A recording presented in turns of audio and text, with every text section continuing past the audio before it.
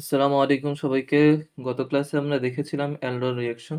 আজকে আমরা দেখব ক্যানিজার রিঅ্যাকশন। বেসিক্যালি যে সকল যৌগ অ্যালডোল রিঅ্যাকশন দিবে না তারাই ক্যানিজার রিঅ্যাকশন দিবে।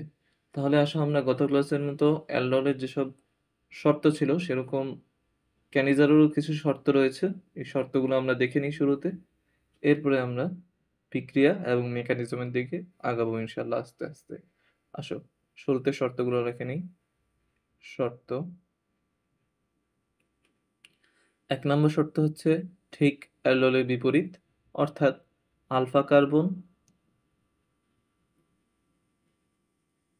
পরমাণুতে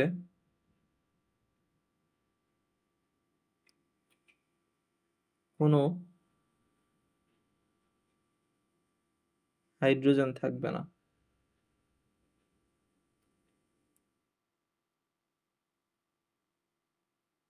দ্বিতীয় শর্তটি হচ্ছে এই বিক্রিয়াটা খুবই বেসিক একটা মাধ্যমে হতে হবে, অর্থাৎ ক্ষারীয় মাধ্যমে হতে হবে। এজন্য আমরা অ্যালডোলে যেরকম ডিলিউটেড সোডিয়াম হাইড্রোক্সাইড নিয়েছিলাম, এক্ষেত্রে কনসেন্ট্রেটেড সোডিয়াম হাইড্রোক্সাইড অথবা পটাশিয়াম হাইড্রোক্সাইড নিব। কনসেন্ট্রেটেড অর্থাৎ গাঢ় সোডিয়াম হাইড্রোক্সাইড এর উপস্থিতি আমাদের প্রয়োজন হবে। এর উপস্থিতি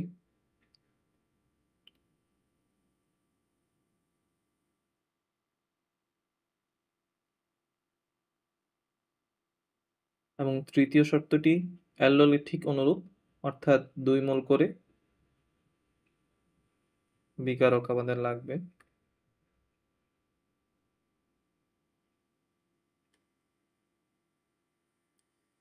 ক্যানিজারোর ক্ষেত্রে যে বিষয়টি গুরুত্বপূর্ণ সেটি হচ্ছে ক্যানিজার রিঅ্যাকশন একটি অসামঞ্জস্য রিঅ্যাকশন, অর্থাৎ এটা একটা ডিসপ্রপোর্শনেশন রিঅ্যাকশন। ডিসপ্রপোর্শনেশন রিঅ্যাকশন। অসামঞ্জস্য বা ডিসপ্রপোর্শনেশন রিঅ্যাকশনের ক্ষেত্রে কি হয় বলো? এক্ষেত্রে একই সাথে জারণ এবং বিজারণ ঘটে। আচ্ছা, এই বিষয়টা যদি ক্লিয়ার হয়, এক্ষেত্রেও আমাদের প্রথম শর্তটি গুরুত্বপূর্ণ। এই শর্তটি থেকে আমরা কি বুঝতে পারি বলতো? এই সকল ক্যানিজার রিঅ্যাকশন কি শুধুমাত্র অ্যালডোল দিবে না? কি বলি, অ্যালডিহাইড দিবে না? কারণ কি? আমরা যে কোনো কিটোনই আঁকি, ধরো একটা কিটোন আঁকলাম, সবচেয়ে ছোট কিটোন অ্যাসিটন। এই অ্যাসিটনের ক্ষেত্রে এখানে দেখো, এইটা এবং এইটা আমাদের আলফা কার্বন না? এই আলফা কার্বনে কি 3টি করে হাইড্রোজেন আছে না? অর্থাৎ আলফা হাইড্রোজেনের উপস্থিতি রয়েছে। এরকম সকল কিটোনেই আমাদের আলফা হাইড্রোজেনের উপস্থিতি রয়েছে, সুতরাং কিটোন কখনোই ক্যানিজার রিঅ্যাকশন দিবে না। এটাও যদি আমাদের বোঝা হয়ে যায়, তাহলে দেখো অ্যালডিহাইডের কি হবে বলতো? একই সাথে অক্সিডেশন এবং রিডাকশন হবে, কারণ এর ক্যানিজারও একটা ডিসপ্রপোর্শনেশন রিঅ্যাকশন। অ্যালডিহাইডের যদি রিডাকশন এবং কি হয়, অক্সিডেশন হয়, তখন কি হয় বলো? ধরো আমরা এই যে ফাংশনাল গ্রুপ অফ অ্যালডিহাইড আঁকলাম, এটা যদি অক্সিডাইজড হয় তখন কি হবে, এবং যদি রিডিউসড হয় তখন কি হবে?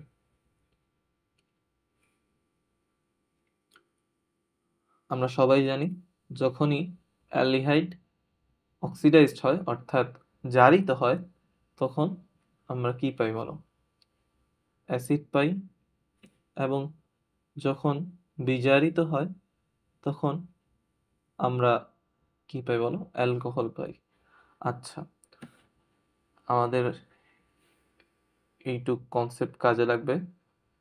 এবং এক্ষেত্রে আমরা আরো যেটা জেনে নিব সেটা হচ্ছে কোন কোন যৌগ ক্যানিজারে দিবে। এটা আমরা আগের ক্লাসেই শিখে ফেলেছি, যেগুলো অ্যালডোল দিবে না। কোনগুলো? যেমন ফর্মালডিহাইড,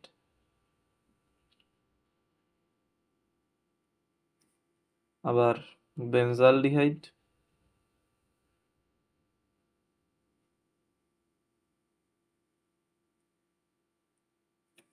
আরেকটা কি বলতো, 2,3 না না সরি 2,2 ডাইমিথাইল প্রোপানল।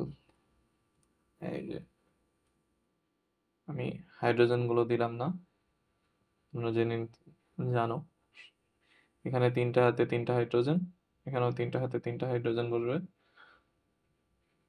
আর এটা আমাদের আলফা কার্বন। আলফা কার্বনে কোনো হাইড্রোজেনের উপস্থিতি নেই।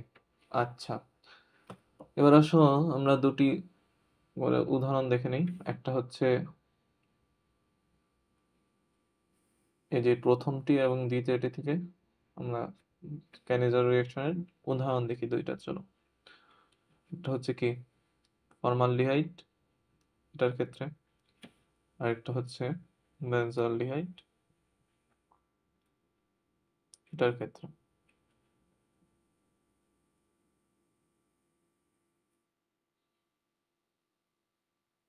চলো শেষ শর্ত থেকে আগে শুরু করি। 2 মোল করে আমাদের কি নেওয়া লাগবে বলো? ফর্মালডিহাইড না, এবং এটা গাঢ় সোডিয়াম হাইড্রোক্সাইডের উপস্থিতিতে ডিসপ্রপোর্শনেশন রিঅ্যাকশন দিবে, অর্থাৎ 1 মোল ফর্মালডিহাইড জারিত হবে এবং 1 মোল ফর্মালডিহাইড কি হবে? বিজারিত হবে। যখন ফর্মালডিহাইড জারিত হবে তখন কি হবে? HC double bond OH। এটা হওয়ার কথা ছিল, কিন্তু এক্ষেত্রে এটা হবে না। কি হবে? এই অ্যাসিডেরই সোডিয়ামের লবণ হবে। ক্যানিজার রিঅ্যাকশনের ক্ষেত্রে তাহলে আমাদের কি তৈরি হয় বলতো? অ্যাসিড তৈরি হয় নাকি অ্যাসিডের লবণ তৈরি হয়? অ্যাসিডের লবণ তৈরি হয়। এটা কেন হয় এটা আমরা যখন মেকানিজম পড়বো তখন জানবো। আচ্ছা, এটা আমাদের কি হলো? অক্সিডাইজড হলো, এবং আরেক মল কি হবে? রিডিউসড হবে। রিডিউসড হয়ে কি তৈরি হবে? মিথানল। সরি, হয়ে গেল মিথানল। এবং দ্বিতীয় উদাহরণ কি ছিল? বেনজলডিহাইড। আবার আসো, 2 মোল বেনজলডিহাইড নেই,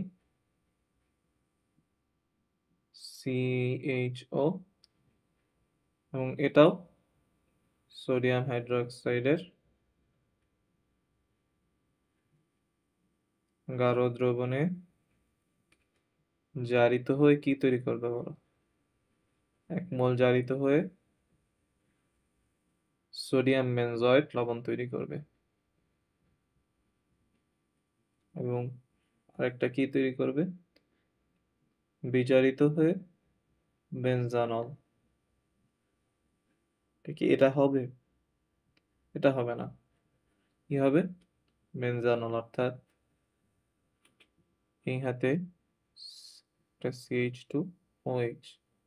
ঠিক আছে, আমি যেটা এঁকেছিলাম ওটা কিন্তু ছিল ফেনল, আর এটা বেনজানল। আচ্ছা, এই উদাহরণটা তোমরা নিজেরা বাসায় প্র্যাকটিস করতে পারো। আচ্ছা, এবার আসো আমরা মেকানিজমে চলে যাই। এই পৃষ্ঠায় মেকানিজম, সরি,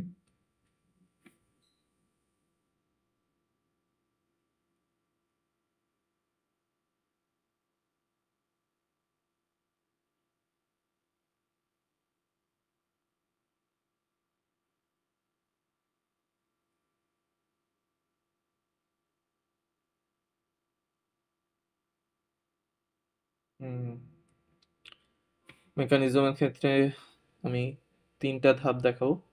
প্রথম ধাপ হচ্ছে attack of the nucleophile.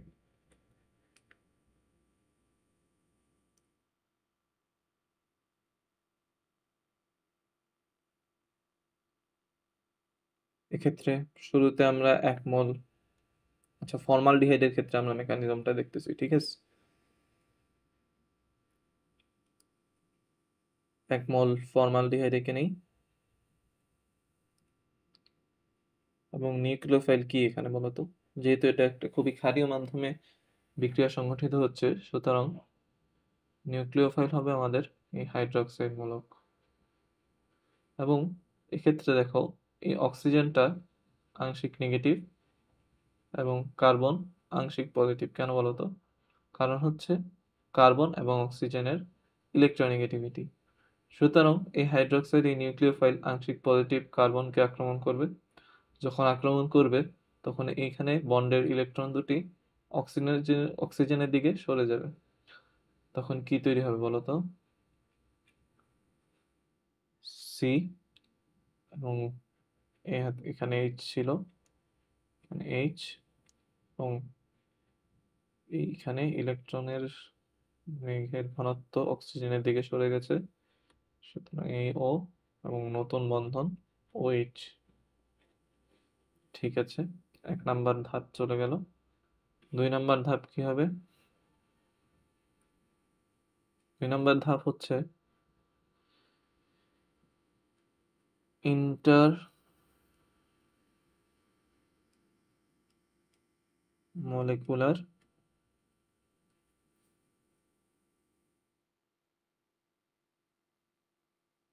Hydride shifting.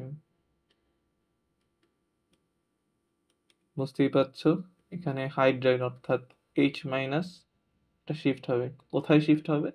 দ্বিতীয় যেই মিথানেল ছিল সেখানে।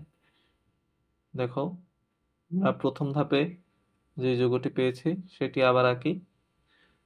CO মাইনাস OH প্লাস ওই যে আমাদের বাকি আরেক মোল মিথানেল, এই। এখন দেখো, এই অক্সিজেনটা এখানে কি আংশিক নেগেটিভ ছিল এবং আংশিক পজিটিভ। আংশিক পজিটিভ কার্বনে কি সরাসরি আক্রমণ করতে পারবে? তাহলে কিন্তু খুবই আনস্টেবল একটা যৌগ গঠন হবে, যেটা বাস্তবিক অর্থে সম্ভব না। সুতরাং এখানে কি হয় দেখো, এই অক্সিজেনটা এই কার্বনের সাথে আবার রিবন্ড গঠন করে। যখনই এটা রিবন্ড হবে তখন কি হবে বলো তো? আরেকটা বন্ধন ভেঙে যাবে না? এক্ষেত্রে যদি তোমরা ভাবো যে হাইড্রোক্সাইড বন্ধনটা ভেঙে যাবে, তাহলে দেখো এখানে হাইড্রোক্সাইড যদি বন্ধন ভেঙে যায় এবং রিবন্ড করে অক্সিজেন কার্বনের সাথে, তাহলে কি আমরা আবার আগের ধাপেই ফিরে গেলাম না? আবার এটা যেহেতু খুবই বেসিক একটা মাধ্যমে বিক্রিয়াটি সংঘটিত হচ্ছে, সুতরাং হাইড্রোক্সাইড পাত্রে ছাড়াও সম্ভব না। সুতরাং কি হবে? একটি কার্বন ও হাইড্রোজেন বন্ধন ভেঙে যাবে, এবং যখনই ভেঙে যাবে এইখানে যে হাইড্রোজেনটা আছে এটা হাইড্রাইড আকারে বেরিয়ে আসবে,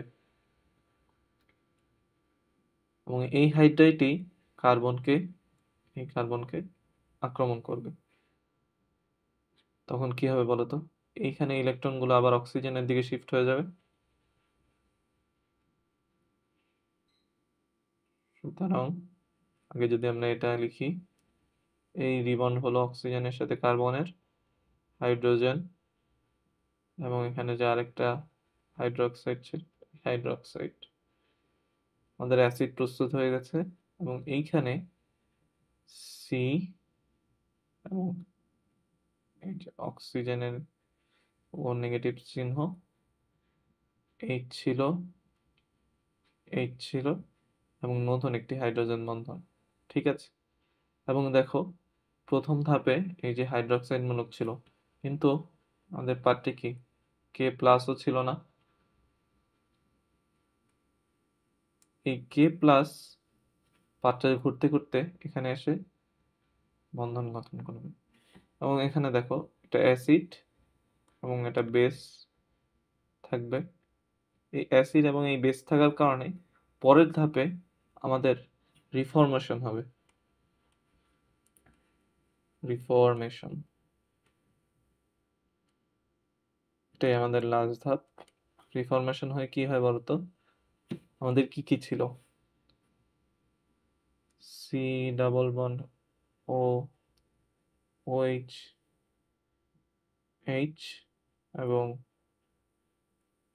ছিল সি বন্ড ও এবং এইচ এইচ এইচ, এবং এটার সাথে একটা পটাশিয়াম যুক্ত ছিল। এখানে কি হয়?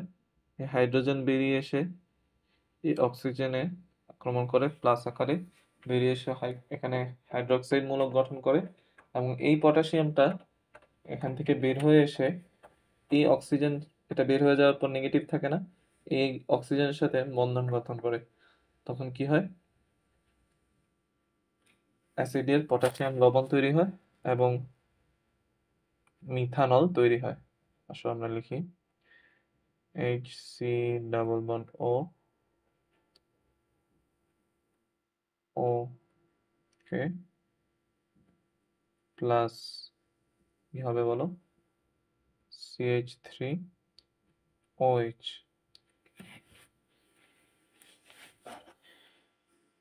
বাস, আমাদের রিয়াকশন শেষ। এই ছিল আমাদের মেকানিজম। আচ্ছা, ক্যানিজারো রিয়াকশনের কিন্তু কিছু ব্যতিক্রম রয়েছে, অর্থাৎ যেগুলো ক্যানিজারোর শর্তগুলো পূরণ করবে কিন্তু ক্যানিজারো রিয়াকশন দিবে না। আসো সেরকমই কিছু উদাহরণ, দুটি উদাহরণ আমরা দেখে নিই, পরীক্ষার জন্য খুবই গুরুত্বপূর্ণ। এগুলো হচ্ছে ব্যতিক্রম।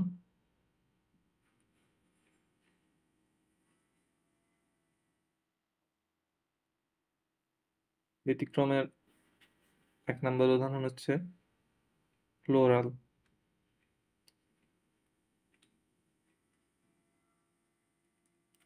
ক্লোরাল কোনগুলো, অর্থাৎ এই ধরো আমাদের একটি কার্বন, কার্বনের সাথে অ্যালডিহাইড মূলক যুক্ত, তাহলে এটি আমাদের অ্যালডিহাইডের মূলকের সাথে যুক্ত আলফা কার্বন না? আলফা কার্বনের 3 হাতে যদি আমাদের ক্লোরিন যুক্ত থাকে তাহলে এটাকে আমরা বলবো ক্লোরাল। এই ক্লোরাল কিন্তু আমাদের ক্যানিজারো রিয়াকশন দেওয়ার জন্য যে ফার্স্ট শর্তটা ছিল যে আলফা কার্বনে কোনো হাইড্রোজেন থাকবে না, এটি পূরণ করছে। এরপরেও এটি কোনো ক্যানিজারো রিয়াকশন দিবে না। আরেকটা উদাহরণ কি, বেনজোফেনন।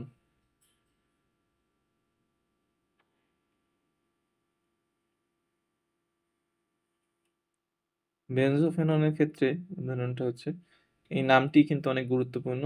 বেনজোফেনন যৌগটি দেখতে হচ্ছে এরকম, এই কার্বনের 2 হাতে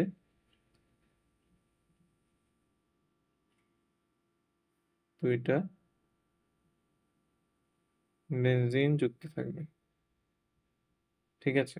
এটা কিন্তু আবার অনেকভাবে প্রকাশ করা যায়, ধরো C6H5 সি ডাবল বন্ড ও, আবার C6H5, আবার ধরো তাকে এভাবেও লিখতে পারি C6H5 2CO, ঠিক আছে?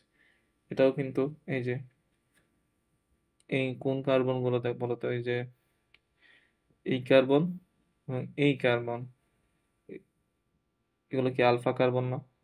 এই আলফা কার্বনে কিন্তু কোনো হাইড্রোজেন নেই, এরপরেও এই যৌগগুলো কোনো ক্যানিজারো রিয়াকশন দিবে না। তাহলে আমরা যদি এই 2টা উদাহরণ মনে রাখি, এটাই আমাদের জন্য যথেষ্ট হবে। আচ্ছা, ঠিক আছে।